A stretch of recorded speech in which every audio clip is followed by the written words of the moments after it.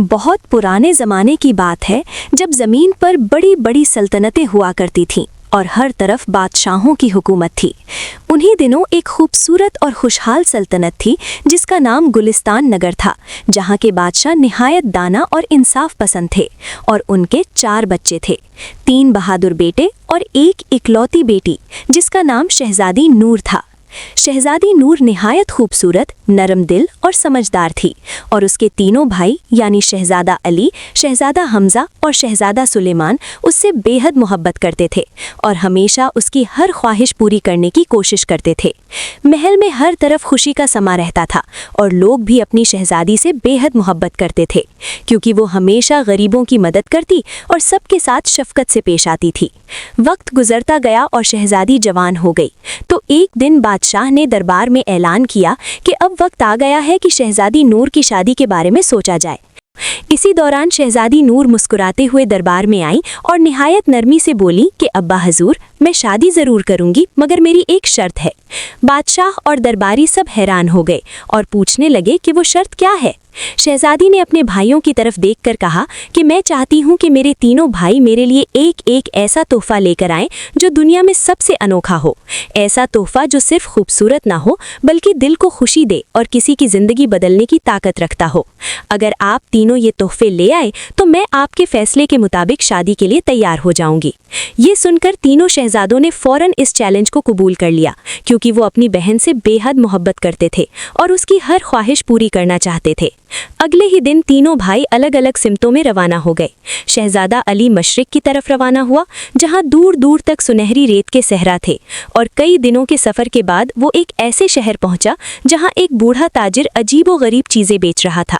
शहजादा अली की नज़र एक खूबसूरत कालीन पर पड़ी जो आम कालीनों से मुख्तलिफ था। उसने ताजिर से उसके बारे में पूछा तो ताजिर ने बताया कि ये जादुई कालीन है जो इंसान को पलक झपकते ही दुनिया के किसी भी कोने में पहुंचा सकता है। शहजादा अली ने फौरन उसे खरीद लिया क्योंकि उसे लगा कि ये वाकई एक अनोखा तोहफा है। दूसरी तरफ शहजादा हमजा शिमाल की तरफ रवाना हुआ जहां बुलंद पहाड़ और ठंडी हवाएं थीं। कई दिनों के सफ़र के बाद वो एक पुराने मंदिर में पहुंचा जहां एक दरवेश इबादत में मसरूफ़ था।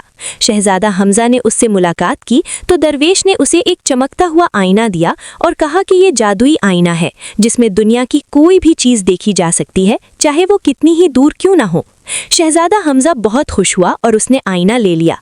इधर शहजादा सुलेमान मगरिब की तरफ रवाना हुआ जहां सरसब्ज जंगलात और दरिया बहते थे। वो एक बूढ़े हकीम के पास पहुंचा जो लोगों का इलाज करता था। हकीम ने उसकी नेक नियति देखकर उसे एक खास सेब दिया और कहा कि ये शिफा देने वाला सेब है जो किसी भी बीमार को फौरन ठीक कर सकता है। शहजादा सुलेमान ने खुशी से वो सेब ले लिया और तीनों भाई वापस महल की तरफ रवाना हो गए।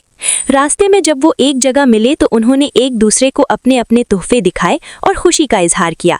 लेकिन उसी वक्त शहजादा हमजा ने अपने जादुई आईने में देखा कि महल में हंगामा मचा हुआ है और शहजादी नूर शदीद बीमार हो गई है और उसकी हालत बहुत ख़राब है। ये देखकर तीनों भाई घबरा गए और फौरन शहजादा अली ने जादुई कालीन बिछाया और तीनों उस पर बैठ गए। पलक झपकते ही वो महल पहुंच गए। महल में वाकई कहराम मचा हुआ था और बादशाह बहुत परेशान थे। तीनों भाई फौरन अपनी बहन के पास पहुंचे जो बिस्तर पर बेहोश पड़ी थीं। तब शहजादा सुलेमान ने फौरन वो जादुई सेब निकाला और शहजादी को खिला दिया। कुछ ही लम्हों में एक अजीब सी रोशनी फैली और शहजादी की सांसें बहाल होने लगीं। आहिस्ता आहिस्ता उसने आंखें खोलीं और वो बिल्कुल ठीक हो गईं। ये सुनकर बादशाह बहुत खुश हुए और उन्होंने ऐलान किया कि यही इस कहानी का असल सबक है कि असल ताकत जादू में नहीं बल्कि मोहब्बत, इत्तेहाद और इखलास में होती है। उस दिन के बाद पूरे गुलिस्तान नगर में खुशियां मनाई गईं और शहजादी नूर की शादी एक नेक दिल और बहादुर शहजादे से कर दी गई। तीनों भाई हमेशा अपनी बहन के साथ खड़े रहे और सल्तनत में अमन और खुशहाली कायम रही।